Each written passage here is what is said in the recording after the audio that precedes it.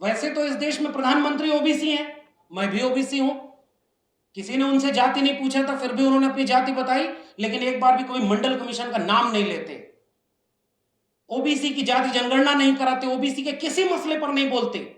वैसे ही पिछली बार जो राष्ट्रपति थे अभी, वो दलित हैं, उनकी जाति बताई गई प्रेस कॉन्फ्रेंस करके, फिर भी उन्होंने हाथरस पर कुछ नहीं बोला। और उनके कार्यकाल की सबसे बड़ी उपलब्धियों में एससी एट्रोसिटी प्रिवेंशन एक्ट से छेड़खानी, 13 पॉइंट रोस्टर और राम मंदिर बनवाना, ये उनकी उपलब्धि है। हमें डर है, हमें चिंता है कि एक आदिवासी महिला को आगे कर करके, उस महिला का विरोध कोई नहीं कर सकता। ये तो पहली बार इस मुल्क में हुआ है, ये तो बड़ी बात है। पहले के लोगों ने क्यों नहीं किया? जो राष्ट्र के निर्माण की बात करते थे, सेकुलर थे, डेमोक्रेटिक थे, प्रोग्रेसिव थे, उन्होंने नहीं किया, इन्होंने किया। मगर उन्हें आगे रख करके कहीं इस लड़ाई के साथ क्या न्याय होगा, ये हमारी चिंता है। इस मंच पर खास तौर पे मैं जिस एक महिला को पहली बार मैं उनको सामने से देख रहा हूं, लेकिन उनके संघर्षों को लगातार पढ़ते, देखते, समझते हम यहां पर यह बात कह सकते हैं कि किसी महिला का, पहली आदिवासी महिला के तौर पर इस मुल्क का राष्ट्रपति होना बड़ी बात है, मगर वो उनकी व्यक्तिगत उपलब्धि है। मुझे लगता है कि अगर उस जगह पर लड़ने वाला कोई सोनी सूरी जैसा व्यक्ति होता तो वो एक साझा उपलब्धि होती, सामूहिक उपलब्धि होती। इस पृष्ठभूमि के साथ मैं अपनी बात रखूंगा और बहुत संक्षेप में, क्योंकि हमारे सामने बहुत वरिष्ठ लोग हैं और जो पैनल है उसमें लड़ने वाले लोग ही हैं।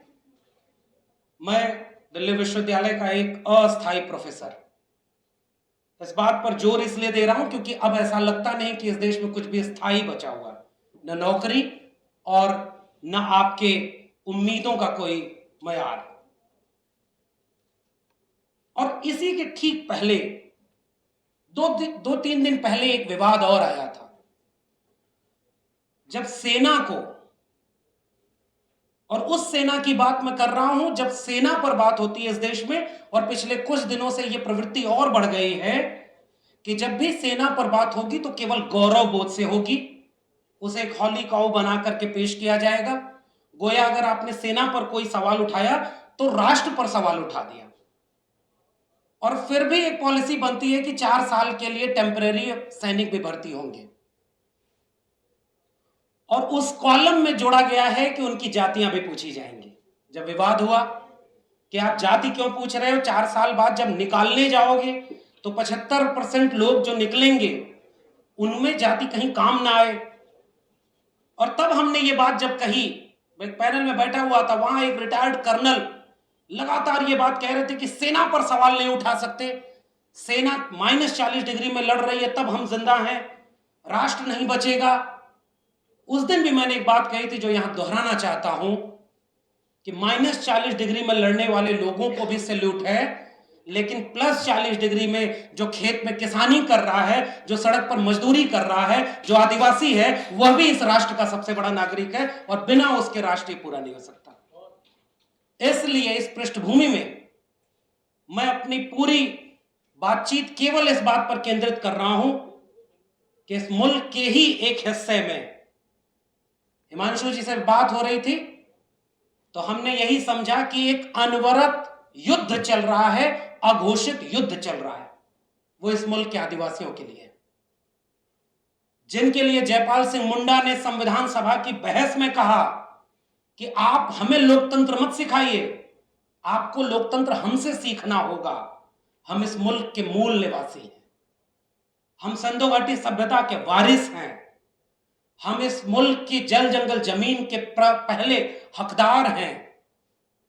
मुझे लगता है कि संविधान सभा की बहस में दिया गया वो भाषण अब एक इतिहास बनता जा रहा है, और उनसे जल जंगल जमीन और उनकी प्राथमिक सदस्यता को छीनने के लिए जो अनवरत युद्ध चल रहा है वो अपने अलग पड़ाव पर चल चुका है। और किससे, राष्ट्रपति बनने के तो सेंट्रल मीडिया में, मेन स्ट्रीम मीडिया में, जिसे हम कई बार मनु स्ट्रीम मीडिया भी कहते हैं, उसमें खूब आए, लेकिन जितने संघर्ष आदिवासियों ने किए और आज भी कर रहे हैं वो उन खबरों में नहीं आते हैं। मैं उम्मीद करता हूं कि हिमांशु कुमार जी के बहाने जो एक मौका मिला है, और मैं उससे सहमति दर्ज करता हूं जो प्रोफेसर सरोज गिरी ने इस पूरे मामले को व्यक्तिगत मामला न बना करके राष्ट्र का मामला बनाया है। इसलिए पहली बात कि इस मुल्क में लड़ने वाला हर आदिवासी इस मुल्क को बनाने और बचाने की लड़ाई लड़ रहा है। वो केवल आदिवासियों की लड़ाई नहीं है। वैसे तो इस देश में प्रधानमंत्री ओबीसी हैं, मैं भी ओबीसी हूं। किसी ने उनसे जाति नहीं पूछा था, फिर भी उन्होंने अपनी जाति बताई, लेकिन एक बार भी कोई मंडल कमीशन का नाम नहीं लेते। ओबीसी की जाति जनगणना नहीं कराते, ओबीसी के किसी मसले पर नहीं बोलते। वैसे ही पिछली बार जो राष्ट्रपति थे अभी, वो दलित हैं, उनकी जाति बताई गई प्रेस कॉन्फ्रेंस करके, फिर भी उन्होंने हाथरस पर कुछ नहीं बोला। और उनके कार्यकाल की सबसे बड़ी उपलब्धियों में एससी एट्रोसिटी प्रिवेंशन एक्ट से छेड़खानी, 13 पॉइंट रोस्टर और राम मंदिर बनवाना, ये उनकी उपलब्धि है। हमें डर है, हमें चिंता है कि एक आदिवासी महिला को आगे कर करके उस महिला का विरोध कोई नहीं कर सकता। ये तो पहली बार इस मुल्क में हुआ है, ये तो बड़ी बात है। पहले के लोगों ने क्यों नहीं किया? जो राष्ट्र के निर्माण की बात करते थे, सेकुलर थे, डेमोक्रेटिक थे, प्रोग्रेसिव थे, उन्होंने नहीं किया, इन्होंने किया। मगर उन्हें आगे रख करके कहीं इस लड़ाई के साथ क्या न्याय होगा, यह हमारी चिंता है। और यह केवल गोमपाड़ का मामला नहीं है, इस मुल्क के हर कमजोर, वंचित, शोषित के खिलाफ एक युद्ध चल रहा है। वो युद्ध हमें अभी नहीं नजर आ रहा है, लेकिन जो झेल रहा है, जिसके ऊपर उसकी मार पड़ रही है, उसे पता चल रहा है कि वो युद्ध कौन सा है। और इसलिए इस पूरे मसले पर हमें इसे व्यक्तिगत लोगों का, और मैं इस मंच से फिर से याद करूंगा, हमेशा हमने याद किया है अपने उन लोगों को जो हमारे हिस्से की लड़ाई लड़ते हुए जेल में है। मेरे अपने दिल्ली विश्वविद्यालय के प्रोफेसर हैनी बाबू, प्रोफेसर आनंद तेलतुंबड़े, गौतम नवलखा, बर्बर राव, तमाम लोग जेल में हैं। शायद वो हमारे हिस्से की ही तो लड़ाई लड़ रहे हैं। आज तक साबित कुछ नहीं हुआ, लेकिन वो जेल में है। कुछ लोग जेल में जाने की तैयारी में है। हिमांशु कुमार को इसलिए निशाने पर रखा गया, और मंच पर तो प्रशांत जी बैठे हुए हैं। हिमांशु जी पर जुर्माना 5 लाख का लगाया गया, प्रशांत जी पर 1 रुपए का लगाया गया था। क्या प्रशांत जी के पास 1 रुपया नहीं था? लेकिन इन्होंने तय किया कि हम वो भी जुर्माना नहीं देंगे। अच्छा, लेकिन लड़ाई लड़ी थी आपने।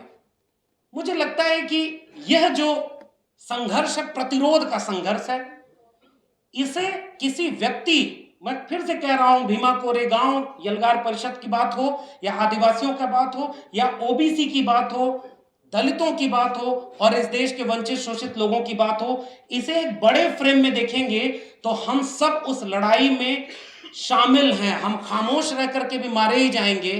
इससे अच्छा है कि जो चुना है इन लोगों ने कि लड़ते हुए आगे खड़े होंगे। मैं हिमांशु कुमार के साथ खड़ा हूं, और मैं पूरी संवेदना के साथ उस लड़ाई के साथ खड़ा हूं जो आदिवासी लड़ रहे हैं। सोनी सूरी जी लड़ रही हैं, और अनगिनत आदिवासी इस देश के, इस मुल्क के ही तमाम कोनों पर ये कह रहे हैं कि जिस विकास के नाम पर एक कुर्सी पर आपने एक महिला को बिठाया, मगर दूसरी कुर्सी पर अपने दोस्त को बिठाकर उस जल जंगल जमीन को आप बेच रहे हैं।